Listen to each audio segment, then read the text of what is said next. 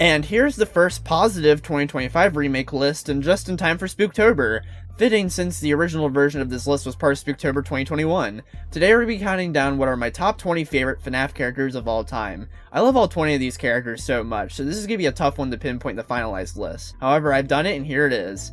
I want to also apologize in advance if I don't go super in depth in this video. I want to make videos some of these days where I make full-blown character analyses on these characters. However, I'll still try to explain why I love each of the characters on this list and justify their placements. So this will be a fun one for me, personally, because the characters or animatronics or whoever in FNAF are pretty much one of my major reasons for loving this franchise. Oh boy. Before we begin, be sure to subscribe down below and turn on the notification bell. Totally optional, but we'd appreciate it if you did. As well, be sure to check out my other channels, my Twitch, my Newgrounds, as well as my Tyler Tales series here on the main channel, as that is my passion project and it would be appreciated if you guys checked it out. Without further ado, let's get right into the list.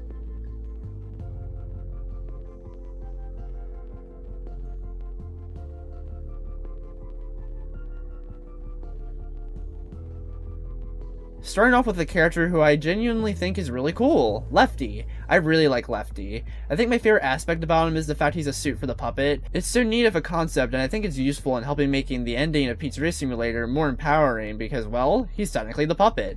I also think Lefty's faces can be oddly amusing, but insanely terrifying all the same. It just makes me think there's something up with that fucking bear, man. I also really like his black color scheme with red clothing. He's just genuinely cool to look at. I also even love the other details about him, like how he's left-handed, hence his name, and also how his name is literally a fucking acronym. Lure, encapsulate, fuse, transport, and extract specifically. These little details make Lefty more interesting than what meets the eye, you know? And finally, I think his level in Help Wanted 2 is really fun and tense in a good way, so thank you for that. All in all, Lefty's a character I really like, and I've always liked since his first appearance in Pizzeria Simulator. He's a favorite of mine for years to come. However, we get better as this goes on.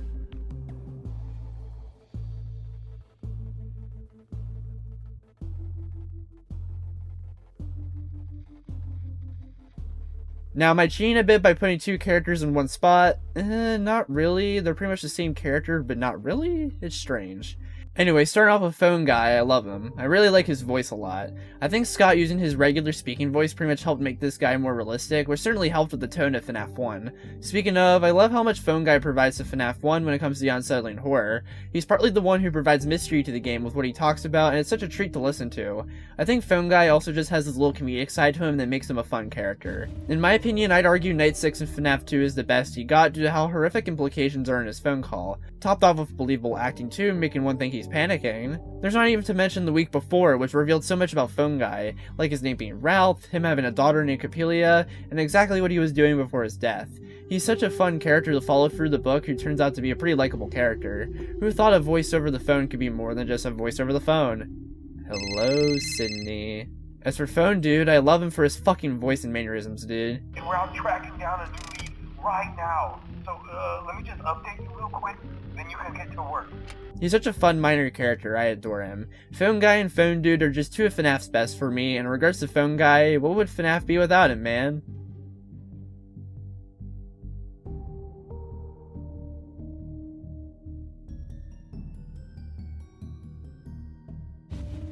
Now, Circus Baby used to be one of my top 5 favorites, as shown previously in my 2021 list. Now, while she's still a favorite of mine, she definitely isn't top 5. My one huge problem with her is how much she is truly underused in her own game. She doesn't get much attention even though she was meant to. It's such a strange decision that literally happens again in the franchise after this. However, with what we do know and have when it comes to Baby, I love it. I love her design. She comes across as this terrifying little clown girl, especially with her face. I also really like her voice. It's such a creepy ass voice and it makes me terrified. Heather Masters did such a good job on her, as well as her other characters like Lamrock Chica and Nurse Dolly. Also, good luck with nursing, Masters. You were a real one. I also really like how Circus Baby has a scooper inside of her. It makes her a unique character in comparison to others. Her story in general is just so good. Everything with how Elizabeth Afton possesses her and how this bitch eventually turns into Scrap Baby. All around, Circus Baby is a character I really like. Hell, I even dressed as her for Halloween 2024. Circus Baby, despite having screen time issues, I still think is a quality character overall with a lot of good to her.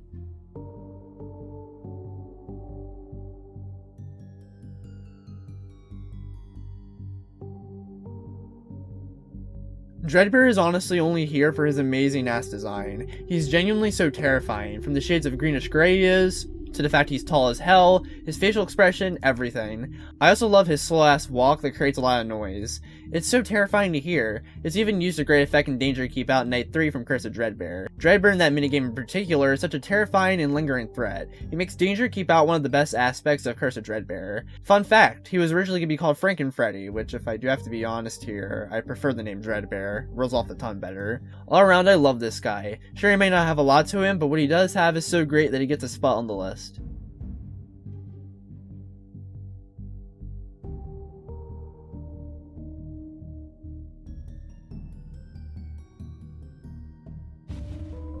Golden Freddy is such a unique character. I love how back in the early days of the franchise, he was this character that was full of mystery and speculation, and that's all thanks to his quite creepy appearance in the first game.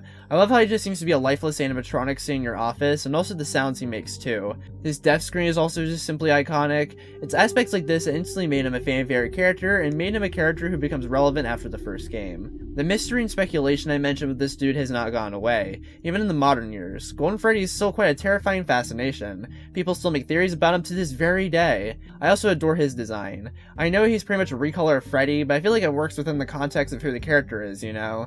I also even dig his design in the FNAF movie. He looks pretty cool in it. I also love how his spirit is pretty much the forefront of the MCI spirits in the movie too. Good utilization of the character if I do say so myself.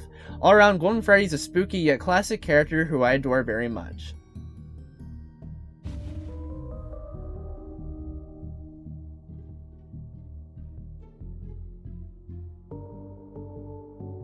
Nightmare Freddy, aka the Freddles guy, is a very terrifying character. I love his design. From the sharp teeth, to the sharp claws, to the shade of brown, to the excellent withering. He's just got a lot to himself that makes him a threatening character in FNAF 4.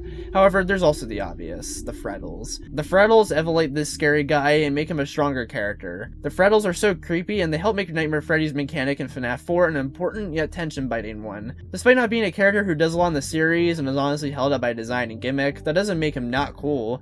Nightmare Freddy is just quite the iconic character who deserves a lot of love, especially since he's the Freddles guy.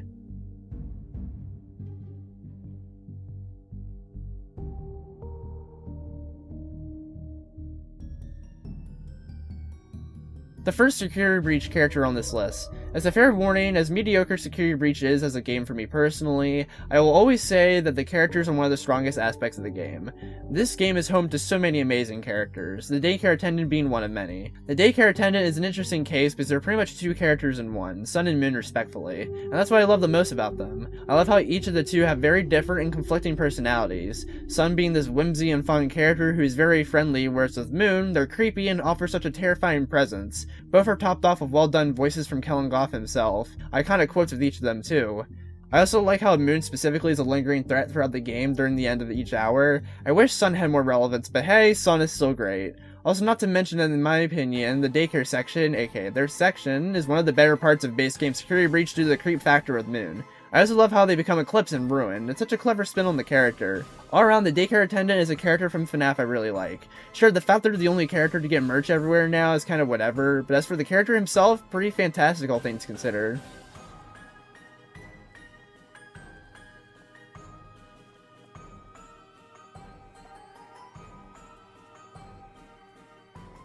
Nightmare Ione is a prime example of his design being so peak that it elevates him high on the list. I'll always say how Burrow is pretty much the Slender Man of FNAF. His design is so creepy and terrifying. The black and white color scheme fits this dude really well in all honesty. Him being really tall also helps. Also, him being the reskin for Nightmare in the Halloween update was such a perfect choice. It's very fitting. That initial teaser of him for the Halloween update is also just so creepy and eerie. The other main reason why I love Nightmare Ione is his minigame and Help Wanted. His minigame is one of my personal favorites from the game. I love how the tentacles are utilized, it makes the minigame more disturbing and terrifying, it's really great. I also adore his voice from Ultimate Custom Night and Help Wanted. It's such a terrifying ass voice and it suits him very well. And finally, I just love how Nightmare Ione is somewhat relevant in the modern games via a plushie of himself. Theories about this are typically very interesting. All in all, Nightmare Ione's a character I love simply thanks to a lot of aspects. He's by far my favorite character to come from FNAF 4.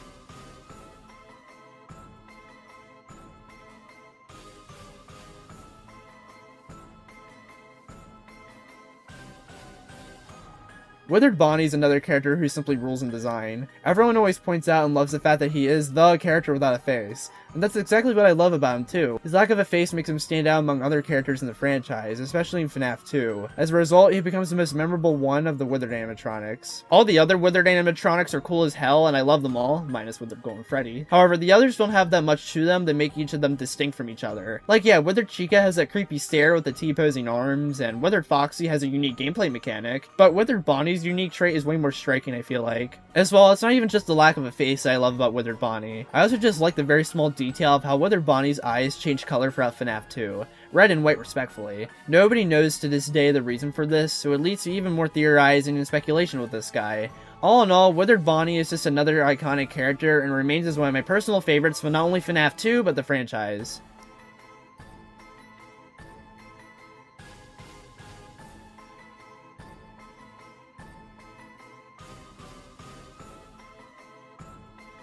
Continuing on with FNAF 2 characters, we got the Puppet. The Puppet is such an amazing character. She is arguably one of the most important characters in the franchise alongside William Afton and Golden Freddy. She has the role of the sort of protector for the MCI spirits, and I've always loved that about her. Her voice lines in Ultimate Custom Night even help solidify that for me, and I think that is the aspect about the Puppet I love the most. Additionally, her design is also just really good. Again, loving the black and white color scheme.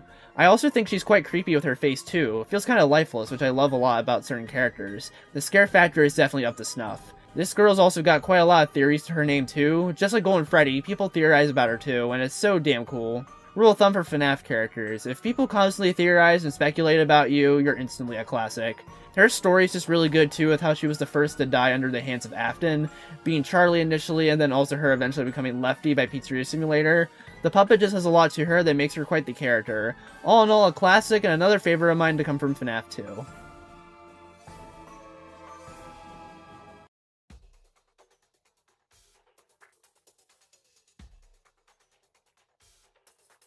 Daddy Glamrock Freddy. I love this fucker. I think by far the best part about him is his personality. He has such a fatherly personality that is also just quite fun. My favorite moment with him in Security Breach is just how sorry he is after such a minor inconvenience. I also love how even though the other Glamrocks are evil at the moment, Glamrock Freddy still cares about them a lot because he still sees them as his friends. Honestly, Glamrock Freddy is just one of the most interesting characters in the franchise for how many layers there are to his character. I also just love his role in Security Breach. Something I've actually always loved about the base game is how you have an animatronic who's literally on your side and directly protects you. That being Glamrock Freddy, and he fits the shoe really well. Him and Gregory are quite the duo, and I adore that aspect of the game. I also really like Glamrock Freddy's voice. It's such a fun voice and it suits him really well. His voice is also just perfect for impressions too. Him being evil and ruin is also perfect because it creates potential for theories, and it's also just a neat subversion of expectations to provide more horror in the mentioned DLC. He's also just as fun as ever in Help Wanted 2. He's got the excellent voice, the amazing personality and mannerisms, and etc. All around, who doesn't love this guy? I know there's an argument to be made that the Glamrock animatronics are bad characters because of how they have voices and personalities, claiming it clashes with FNAF's horror. However, while I see their point, I think the actual personalities of these guys are fun and interesting, and it makes me more invested in even mid-game like Security Breach. Anywho, I adore this man, and he's a welcoming addition to the top 10.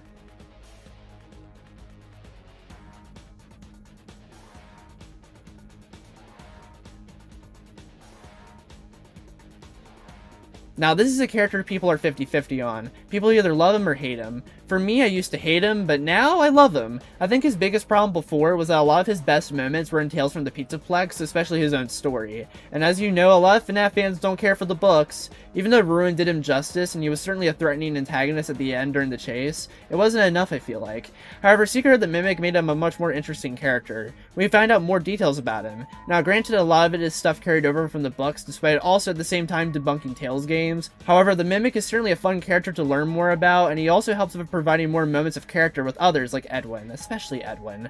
The Mimic's story is also just a messed up one, but in a good way. Everything involving him, David, and Edwin is all icing on the cake. My name is Edwin. I made the Mimic. Is that meme even alive anymore? Is he better than Afton? No. Is he a good worthy villain of the modern era though? Yeah, I'd say so. Hell, he's still got a lot of potential despite him already being a great character.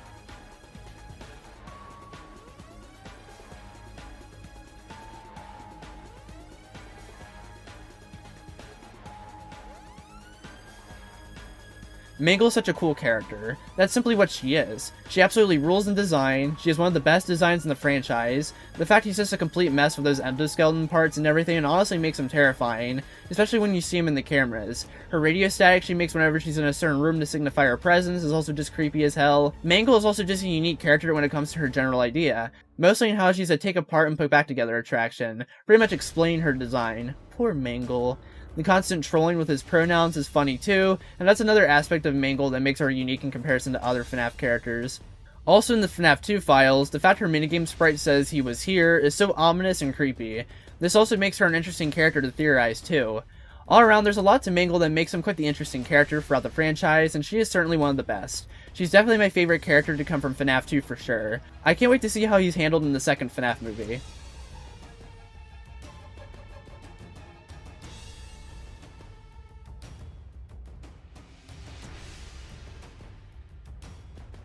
The main man himself. For the main man himself, not a lot of people really talk about him, which is such a shame because I fucking love Freddy. Freddy has such a creepy presence throughout FNAF 1. He's really underrated. I love how much he's obscured in the shadows within the game's cameras, and when you can see him kinda, he has some of the creepiest looks ever, even rivaling Bonnie and Chica's camera looks. He also gets a lot of points in the creep factor due to the power outage. I've discussed why this moment is scary multiple times before, but the Torador March music box jingle sounds creepy as all hell, adding on with the tension this moment creates. The fact Freddy is tied to this is fantastic.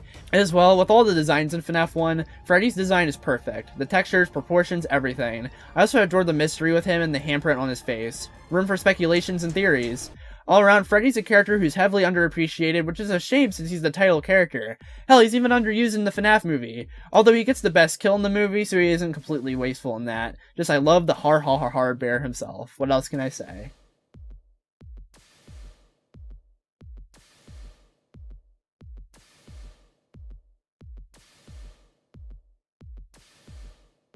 Helpy's really cute.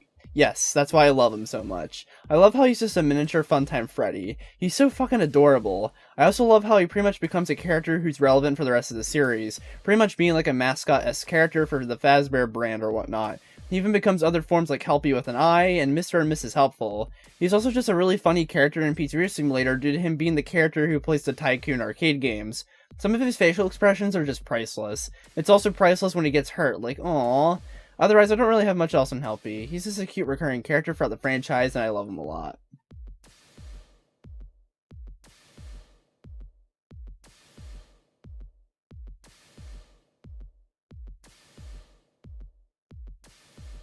Now we're in the top 5, and kicking off the top 5, we got the main antagonist of the franchise himself, William Afton. In my opinion, he's a great villain, even in the later Scott Cawthon games, which is an opinion I know a decent amount of fanbase will disagree with me on. I will say, his true identity being a mystery in the early games of the franchise was certainly very interesting and even made him more terrifying, especially with how he only had a purple guy sprite and some theories on who he could be or even what he holds in his hand. However, I will say that the books and later Scott games still do Afton well. I think giving Afton a personality and an identity and some leads for his motivations made him a much more compelling and interesting character, especially the leads for his motivations part. That honestly makes later game Afton quite a mysterious character with room for theorizing still. His end in Pizzeria Simulator is also just really satisfying, especially with what Henry says about him. Although for one of you, the darkest pit of hell has opened to swallow you whole. So don't keep the devil waiting, friend. Perfect. Speaking of perfect, Springtrap. Afton when he's Springtrap is so fantastic. Springtrap is a very terrifying character. He has a lot of stakes to FNAF 3 because he comes across as a dude trying to hunt you down directly. His design is also really cool too. His rare death screens are even cooler because of how fucked up they are. They're some of the only times we see gore in the franchise, and it's used effectively here. Springtrap / Afton is literally a lot of things I love about this franchise. For me personally, he's probably the most important character in the franchise, and he's a very welcoming addition to the top 5. No wonder he got into Dead by Daylight.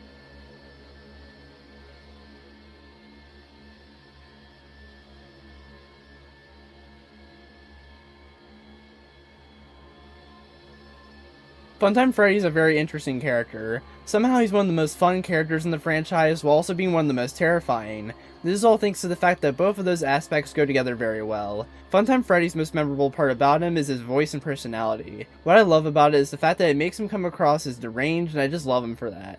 It goes for a different type of scariness in the FNAF series, and it's certainly a unique approach for a character. I also just love his design. I love the pink and white color scheme, I love how his endoskeleton looks, not even to mention Bonbon. I love how these two are a duo, and I love the supposed chemistry with these two. The breaker room section of Sister Location and the minigame for it in Help 1 and 2 are two of the best parts of each game respectively, and Funtime Freddy serves to be a terrifying threat in both of those. Sure, Funtime Freddy may not have a lot to him when it comes to theories, speculation, or just anything really, however what he does have is so fantastic that it makes him one of the best for me personally.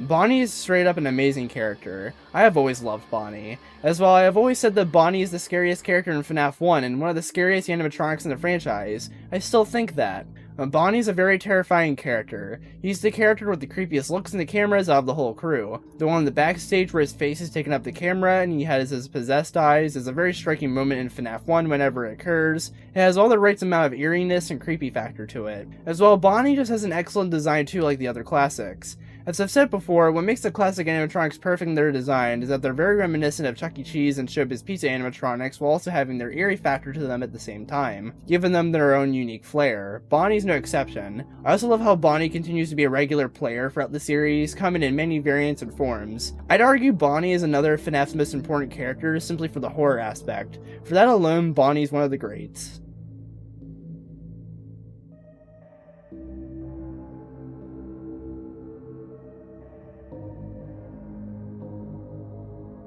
What? Ennard is number 2? Yeah, listen. For the longest time, for years, Ennard was my number 1 favorite FNAF character. Hell, Ennard is who the Taylor character is based on, as well as Tyler from Tyler Tales. However, another character has taken his spot as my number 1 over the past couple years. However, I still really love Ennard, and he's my number 2. The main reason why I've always loved Ennard is simply thanks to his terrifying design. I love all the details and everything about his endoskeleton body. I also love how he just has eyes all over his body. It makes him very unique in comparison to a lot of other characters in the franchise. Not only do I love him with his mask, how he looks without his mask is also really cool. As well, not even to mention the private room section of Sister Location, he's so terrifying in that portion, from his looks and the cameras capturing the exact feelings the early FNAF games did with its animatronics and the cameras, to him pretty much mimicking Baby's voice and it sounding creepy as fuck, to just his lingering presence causing genuine tension and horror throughout the gameplay, as well as even his fucking sound cues. His theme music, Watcher 6, also goes so hard too. Later appearances in the series do not disappoint either. He's great in both Help Wanted games as a lingering threat, more so Vent Repair in the first one, but the private room recreation in the second one is still pretty damn good. Overall, Ennard is a character who I'll always love and will champion as one of FNAF's best characters. He's just that amazing. However, he is not number 1. At least not anymore.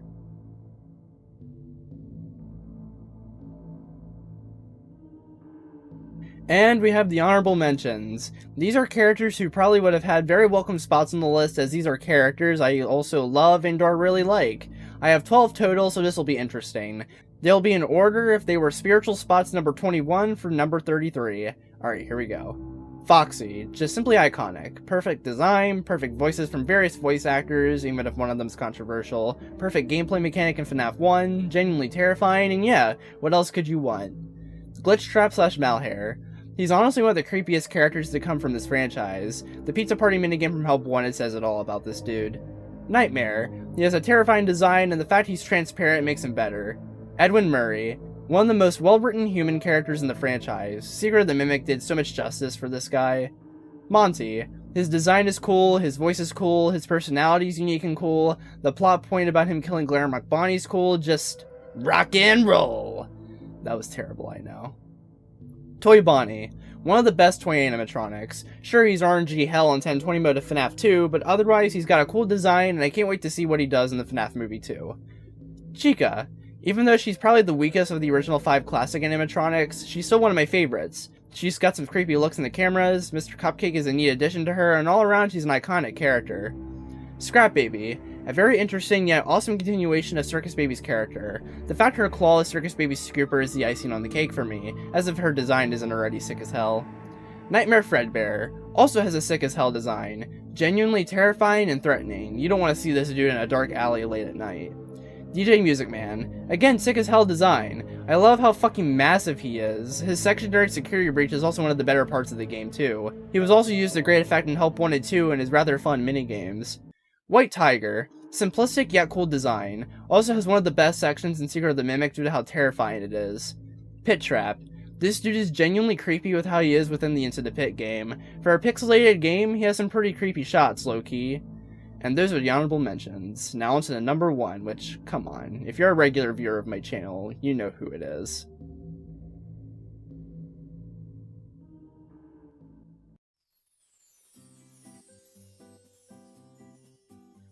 Yes, Roxanne is my favorite FNAF character and is number 1 on this list. And no, it's not because she's hot, alright? Although not very far off. No, for me, the true reason why Roxanne Wolf is my favorite FNAF character is because despite being a character from the modern era of FNAF, she embodies a lot of what I love about FNAF. For me, she is the definitive FNAF character in a lot of ways. For starters, her design is excellent. I don't know if it's just me, but I've always loved how Roxanne has somewhat of a simplistic design in comparison to the other glam rock animatronics, and it reminds me of the classics. I've always loved that about her. I also adore her personality and voice. The voice work is so peak with a lot of genuine emotion attached. It also helps with another big reason why I love her, which you'll hear in a moment. As well, her personality is just very strong. I love how much of a self-centered dick she is, especially when he compares herself to others. It's not even just that though. She has more layers to herself that makes her an actual character. What I'm referring to is her dynamic with Cassie and Ruin. I love these two's dynamics so much, and the part where Roxy pretty much gets decommissioned by Cassie is so sad for me. One of the best parts of Ruin for me, for sure. However, here's the sugar on the cream. The other main reason I love Roxy, and why she encapsulates a lot of what I love about FNAF, is she can be pretty terrifying and be good in the horror side of things. Now, I know it may not be apparent at first because herdy there, security breach character, modern FNAF, skibbity toilet labubu 6-7 brain rot. However, let me explain. Pretty much you know her shattered version, right? The other glam rocks have one too.